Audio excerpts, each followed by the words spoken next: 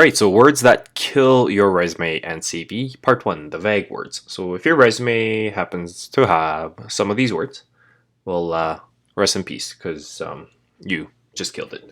So in light of this, in this video, I want to focus on the vague words or the subjective words that kill your resume, starting with why vague words kills your resume. And I'm going to give you some examples of vague words that add no value and how you can improve on these, and some other resume writing tips. And also, I tried using ChatGPT to write a resume, so if you're curious, go take a look at the video on that.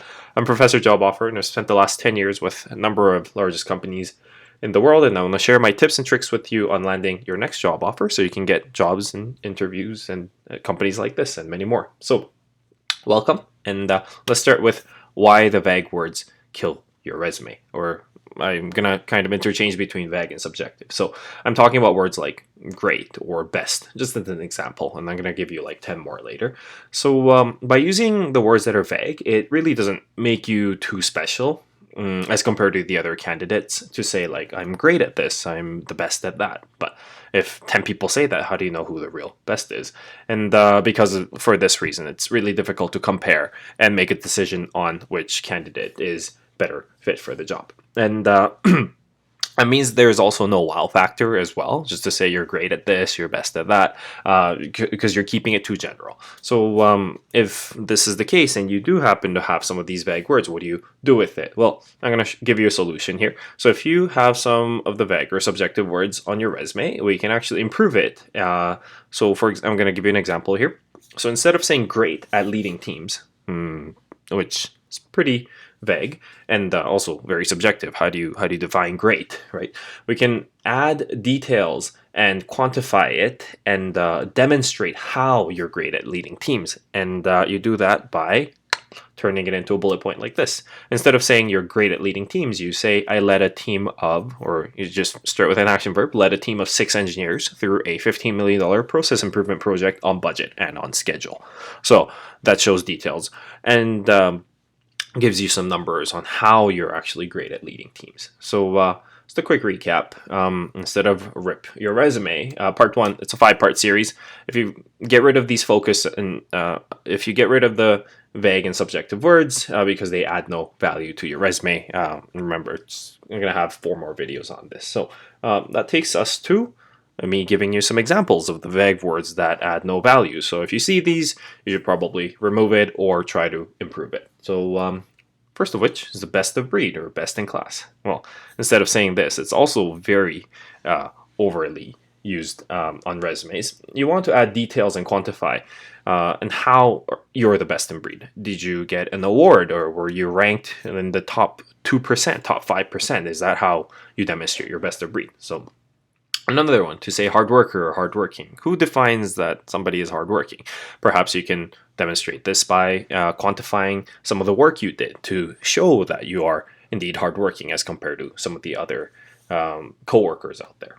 Okay, so you add details and quantify. I'm going to keep going back to this about the word manage. Well, if anyone's ever been in a leadership role, you probably have managed something. But you, instead of just using the word manage and keeping it vague, we want to try to add details and quantify to demonstrate that you are an excellent manager. So and there's many other action verbs you can actually use in place of manage or managed. So say like direct or to guide or lead or motivate and all that. So and if you're wondering how to utilize some of these action verbs so you can produce bullet points on your resume that look like this, or that look like this.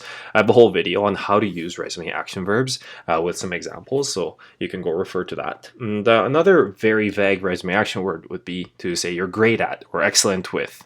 To say I'm excellent with using Microsoft Excel. Well, can you try to quantify that? What kind of details can you give to demonstrate that you're excellent with this software? Okay, how about highly qualified? Well, I hope, and I would assume, pretty much everyone applying for the job is highly qualified. Well, it's very subjective. So how do you demonstrate that you are indeed very qualified for the job. How do you demonstrate that you meet all the requirements? And you do that by adding details and quantifying it. And how about this word, extensive experience? I still see this a lot. To say extensive experience with business analysis. Okay, well, what does that mean?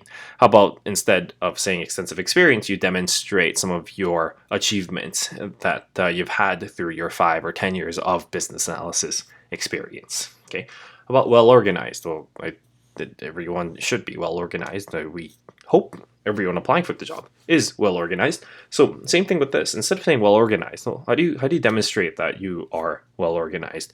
Can you provide some past experiences and details on your resume to demonstrate that you're well organized? Well, and here's another one, very big one, especially if you're applying in communications or sales, like to say people person or to say sociable. How do we show that I'm a people person? Do you lead conversations? Do you direct some sessions at work, or are you part of any kind of like social groups outside of work, right? And how about this one, like to say honest, sincere, genuine? Well, all companies want people like this, but to be honest, I don't know how you even demonstrate this. Like, how do you show that you're honest or sincere? So might want to just take this off your resume. But anyhow, that takes us to the last part of this video where I show you some other resume writing tips. So if you happen to have a blank page and you're not sure how to format your resume, I show you how to go from a complete blank page to this in like about 5 minutes. So take a look at it if you want to understand formatting of your resume. And also, if you have a great looking resume, but you're not sure why you're not getting interviews, well, I have a video that explains how you can actually optimize your resume and CV for the applicant tracking system, which is the first hurdle before even a human being views your resume. So you might actually be hitting a wall there. So take a look at that. And I mean, if you're wondering about many different like resume action verbs, and if you Google it, you're just gonna get like a list of hundreds and hundreds of them.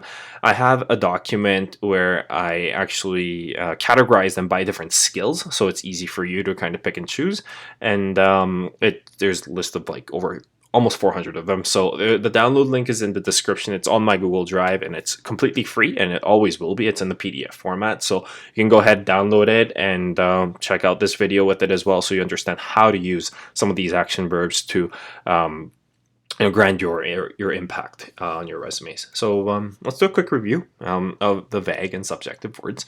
And first off, I started and I told you why it kills your resume, because of all these reasons. They just for that it just doesn't add value. And I also showed you how you can improve it by adding details and quantifying it to demonstrate that you're great at something, right? Or how you can specify these vague words. And the next part, I also showed you some of the vague words that really add no value to your resume, including some of these ones and how you can improve on those. And lastly, some other resume writing tips. Well, that's the end of this video, Professor Job Offer, and thanks for watching. Good luck job hunting.